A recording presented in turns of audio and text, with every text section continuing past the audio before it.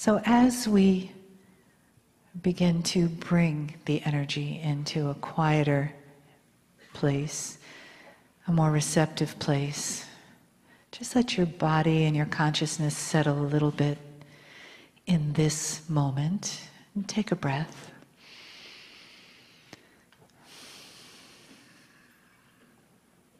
And know that there is nothing for you to do, just to be right here with us, with the beautiful energy of love and family. And let yourself feel the blessings in the room that you create, that we create together.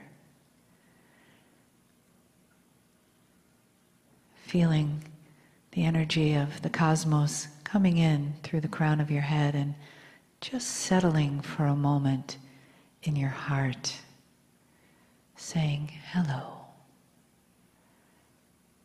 And then moving through your body, down your legs, into your feet, connecting with our beautiful Mother Gaia, right here, right now in this room. And letting yourself just find the stillness of that connection between heaven and earth. And in that stillness is that beautiful heart of yours, that space where your breath lives, where your light lives, where the softness of divine love always lives for you.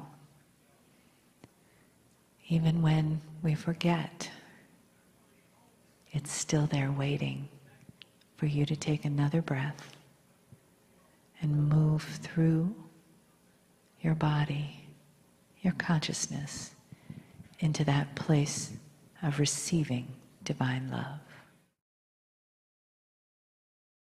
Greetings, dear ones. I'm Kryon of Magnetic Service. Take a moment and honor that which is here. I would not tell you things that are not so. There is a maturity of awareness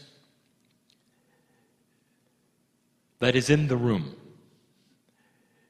that lays upon you like a blanket of benevolence, as it honors the role of the old soul in the future. And what we are going to speak of in these short moments has been spoken of many times through the years. And we're going to give a summation of it today, pulling it all together. In this particular year, the year of 2, we call it year 2 because it is the second year of acceleration of the new energy. The first year being 2014, this being the second. Things are beginning to shift on the planet dramatically. Unexpected things to your psyche are before you. We have told you not to despair, do not worry, that it is part of a recalibration of everything. And we've asked you to see and feel the benevolence of God in all of it. And then there are the instructions for you. Old soul, you are beginning to recalibrate how you feel about God. What follows should have a title. And humans love titles, so we will call it Accelerated Awareness, the Rise of Spiritual Common Sense. It is time for you to finally understand and separate in a mature way the consciousness of the Creator versus the consciousness of a human. Many years ago, I told my partner to write a book called Don't Think Like a Human. To this day, the title is catchy, and many agree that this would be nice.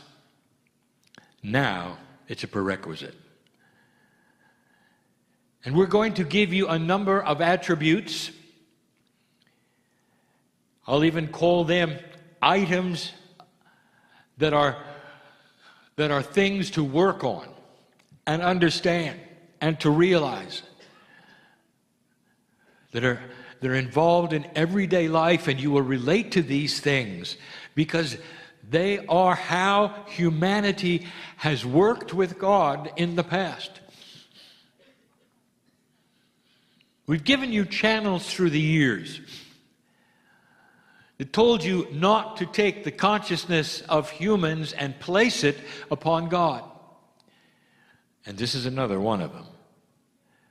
Only this one is maybe perhaps a wrap-up in the reality of what follows in your lives for you to take this information seriously. Pass it around. Give others the information, perhaps by having them read or listen to these words as we discuss a beautiful, beautiful system. Dear ones, how do you perceive God? In an old energy, that is to say, the energy that humans have always been in up to this point, there has been perhaps a bias. And the bias is that you think of God as a parent figure. You even name some of your religious leaders Father. And the paradigm of parenting, therefore, is what you would then apply to the Creator of the universe. It's the best you had. It's honoring in your mind. But dear ones, in the parenting and humans to children, you have also applied all of the other human attributes that parents would have, that fathers would have. And they would be a list that is endless. And they would all be human emotion. Anger. Punishment. Control. Do as you're told. Authority. On and on. You have the idea that God is the shepherd and you are the sheep. And this has been used over and over in a very benevolent way of how you should then see the Creator of the universe. The father syndrome. It's the first one we tell you to break. Break. Break. There is no relationship like parenting when it comes to the Almighty. You are family, but we are not parents. We are the family with you. We are your best friend, your brother and your sister. We are spiritual lovers of humanity. There is no anger. There is no punishment. There is no punishment. Dear ones, your life here is by your agreement with the Creator in order for a test of energy, and that is all it is. You're not in a scenario of good and bad punishment. All of the things that humans do with humans is not what God does. How can we then show you or tell you? Can you understand the statement, the Creator of the universe is not a human? Does not have human consciousness, does not have human nature, therefore does not have anger, does not have punishment, doesn't want to control, and you're not sheep. Could it be any clearer?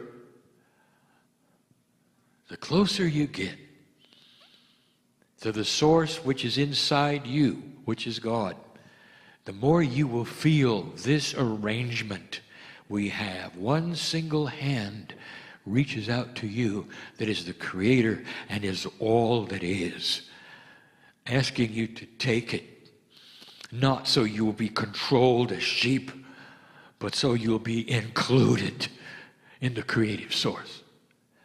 The closer you get through your higher self to that which is this creative source which you call God, the stronger influence of compassion you will have on this planet.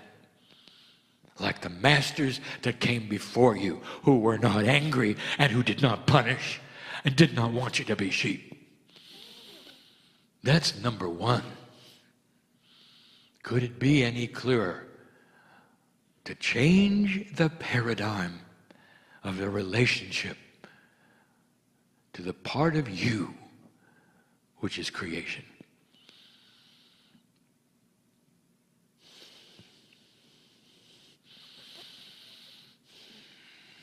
We're looking at all of these things closely.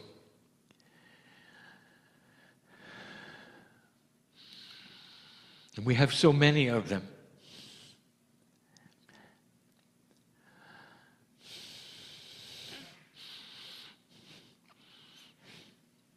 There are those in this room who wanted to hear this, who've been climbing steps all their life in order to satisfy something they believe that Spirit wants, who have suffered enough and want to just hear these few things that you should know.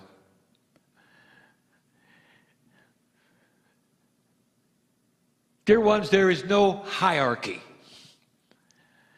Could it be that there is nobody in charge?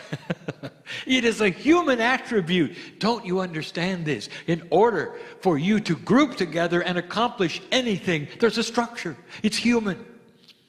It's everywhere. There's always somebody in charge. Always. No matter where you go, no matter what you do, even the hermit in the field, somebody owns the field. Someone's in charge. Somebody has to be there. Even in the middle of the ocean, someone's in charge. You'll say, well, now it is Neptune. Or now it is Mother Nature. There's always a force above you. And you apply that situation, a hierarchy, to God. You have created that which is hierarchical even in the angels. You have master angels. You have ones that are in charge of others. You've got books filled of who answers to whom. And they don't. And they don't. You see, the structure of spirit, of what you call God, is different than you imagine. There is one consciousness that is in charge. And one consciousness is also the family. It is hard to describe to you a multidimensional aspect that you do not have. Imagine for a moment there was a consciousness that everyone had, and you were all in charge. If you had that, then there would be no followers. There would be no less than. You'd all know what to do instantly and would do it in complementary fashion with the others because you were all in charge. You saw what had to be done. You would then have the solutions all together as one. That is the mind of God. The angelic beings are not in a hierarchy. You say there is Archangel Michael. Michael would be the first to tell you there isn't. But honors the fact that you would see there was in order to facilitate yourselves and be comfortable in 3D. You see, it is time to get out of the fallacies of an old energy where you apply all human nature to God. Number 3, you always have to pay something to get something. You have applied this to absolutely everything in your life. Even physics sees a certain way of the way things work in 3-dimensional, where there's no such thing as free energy. It simply changes its form. You've got to pay the price. In order to move from A to B, there has to be a transition. Even in physics, energy must move this way in order for you to get this. There is a payment plan for everything.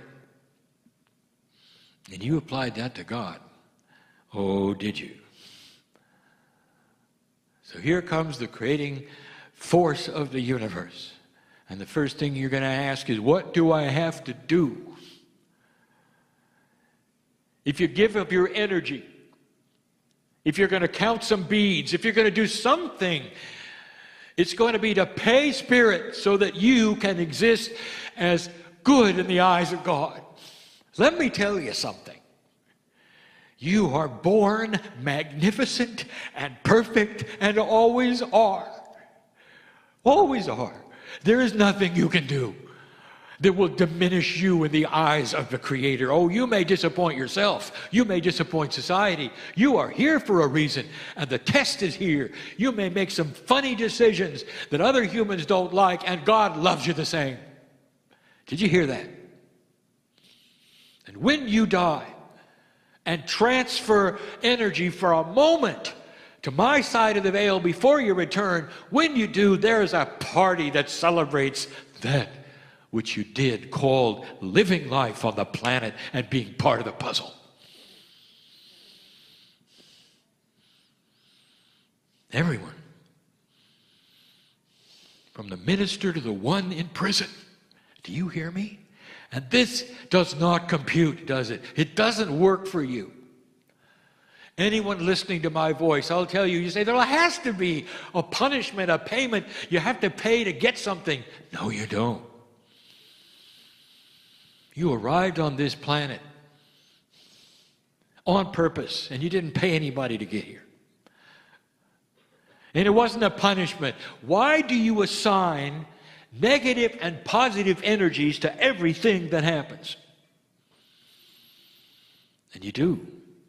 That is human nature.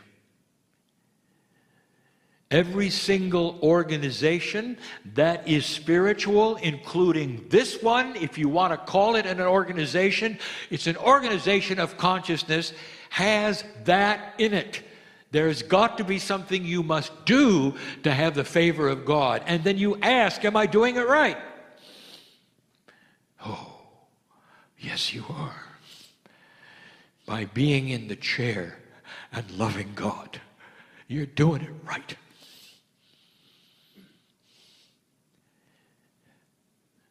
There are certain societies where human beings act like children who are spiritual and they don't know any better. And it still goes on. Charlatans who know far, far better will tell you that for a certain price they can forgive your sins or propel you in heaven or even affect your ancestors, and you hand over the money. This is still on today. Dear old soul, break this paradigm in any way you can. When anybody talks to you about reward and punishment and payment, when it comes to the Almighty, you tell them you're part of the family and you're all paid up, all right? There are those, so many, who besiege God right now, right this moment, in prayer, bending over and saying, how can we get clean in the eyes of God? And they don't know that they were never dirty. Who told them they were dirty? And why would they? Break the paradigm. Born magnificent, family and clean forever. Your timing, number 4, is not God's timing. And yet you make it that way. It's a habit that way. My partner even gave a full lecture series and recorded a video about it because it is so prevalent among you. Somebody has to hear this. You came today to hear this. When you get a strong intuition about something that may be in your future, you take it and you hold it to yourself and you thank God for finally giving you some instructions on what to do. You're going to go over here, you're going to start a school, you're going to write a book. You're going to do this, you're going to do that. And then you do it. And it doesn't work. It doesn't work spectacularly. It fails. Use the word. And then what do? You do the human thing. You say, what did I do wrong? How did I displease God? All of those things are simply running in circles of human nature and not having any idea about how the Creator works.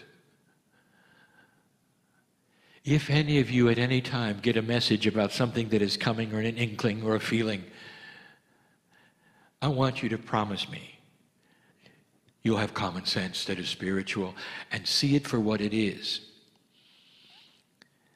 What it is a potential that may very well happen, and the synchronicity will be created when it's time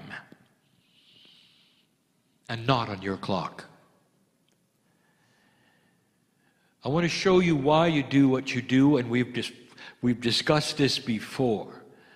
All of human nature has the authority figure asking you to do something or telling you to do something, and you doing it immediately. When your father said, clean up your room, when were you supposed to do it?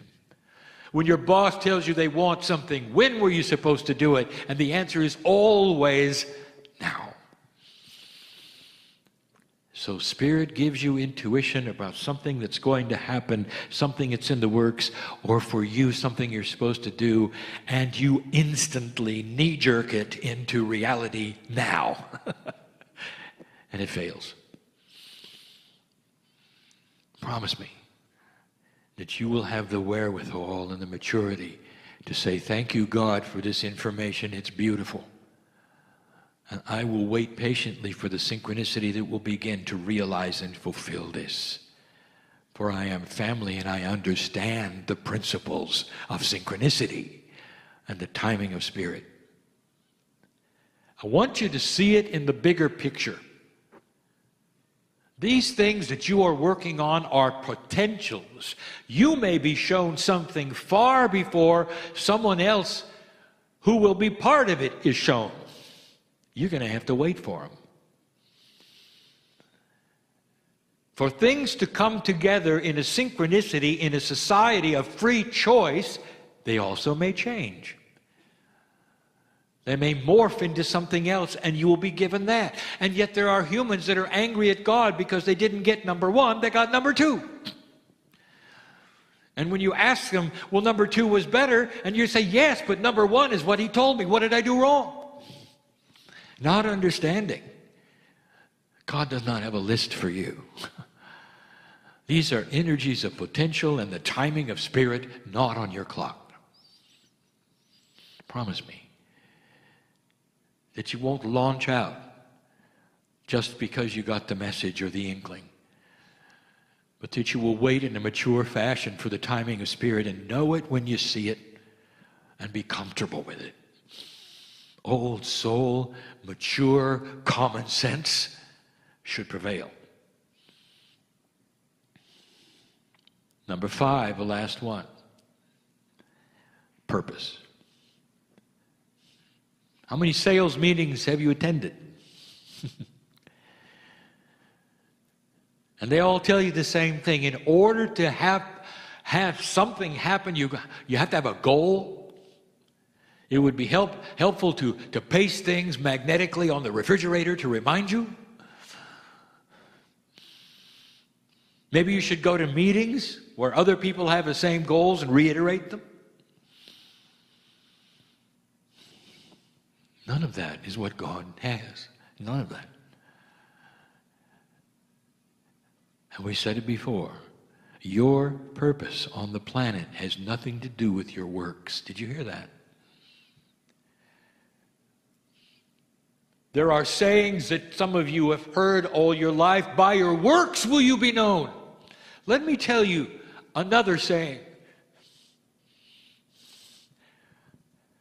By your magnificence on the planet will you be known. Which is you in the chair listening today. How about that? By your magnificence of being a human and going through this will you be known. Not by what you do while you're here. The magnificence of the old soul will be increased even more through compassionate action, and we have said that. That's what you're here for. If you really want a goal, I will give it to you. Compassionate action. Live like a master. And you will say to me, it's hard. And I will say to you, that's why we call you light worker. It's hard. It is. You have the maturity and the life experience on this planet to achieve all that you set out to achieve. In this life and others that you will live, by your magnificence will you be known as those who will create peace on earth and take it into ascension eventually. That's how we know you, family. By your name in lights. Your name sung in the light form. That's how we know you. And that's real different from having a goal. All of the things that we have given you this day are things of human nature pasted upon the countenance of God. And it would include almost every single one of the structures of that which is spiritual in any organization on the planet. And we ask you to change it.